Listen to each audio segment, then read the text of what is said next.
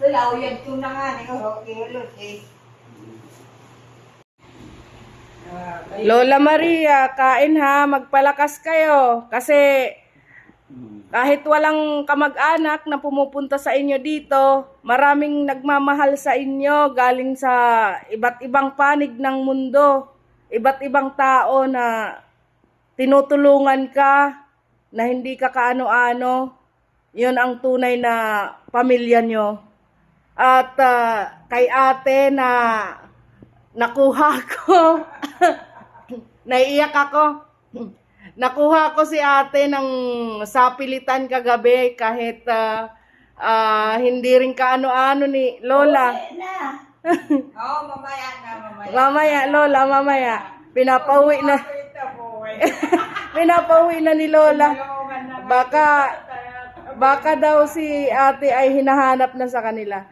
Ayan, si ate ay hindi po kaano-ano ni Lola. Siya po ay nakuha ko lang doon sa aming barangay. Pinakiusapan ko siya na kung pwede mag-alaga muna siya ng isang gabi kay Lola kasi nga ay walang kasama si Lola. Hindi rin ako makapunta dito kapag kagabi sa ospital dahil mayroon akong mga inaalagaang bata. Kaya si ate ang aking nakuha. Kaya ate, maraming salamat sa iyo ha. Walang problema yan. Okay lang yan. Salamat. Pagtulong, ayan, andito ako. Ayan, sa mga kamag-anak ni Lola, baka naman. Di ba? Kahit moral support lang. Maraming salamat ate. Sige, walang problema yan. So, ayan nga, tapos na kumain si Lola ng lugaw. Pinaglugaw ko siya kanina. So, ang sabi ni Lola ay umuwi na daw kami. Wag na kaming magtagal dito dahil wala na daw kaming perang panggastos.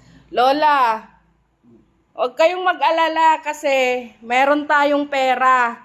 Galing kay Ma'am Jean, 10,000 ang binigay niya. Kay Ma'am Jean yan, kay Ma'am Jean Go. Sobrang naano siya sa inyo, naaawa. Grabe ang pagmamahal niya sa inyo. Kagabi nga umiyak pa siya, Lola. Kasi sa kalagayan nyo. Kaya magpagaling kayo. Wag nyong iniisip na mawawala na kayo. Kasi maraming nalulungkot kapag kaganyan ang sinasabi nyo.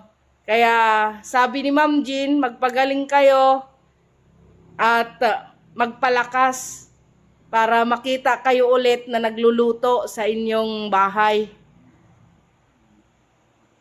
Ano Lola ha? Opo, maulan na ako. Uuwi na lang daw si Lola. Bakit uuwi ka Lola? Barangay Duro din eh. Mainit daw dito. Naka-aircon ka naman Lola, tapos may electric fan pa. Doon sa bahay nyo, walang kuryente. Mas lalong mainit doon.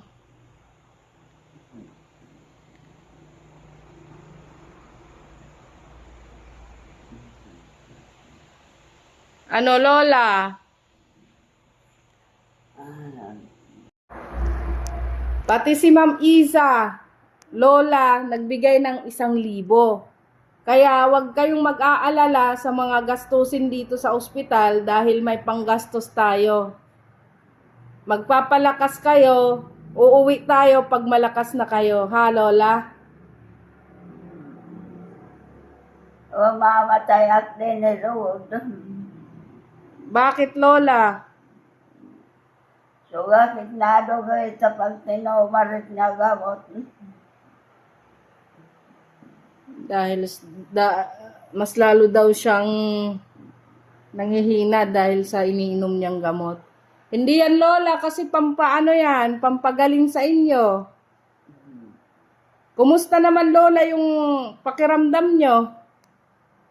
Namamasok yan ah. Kasi kinukuha ng taklawas, namamasok ako. Nag-iinit na naman daw si Lola ngayon.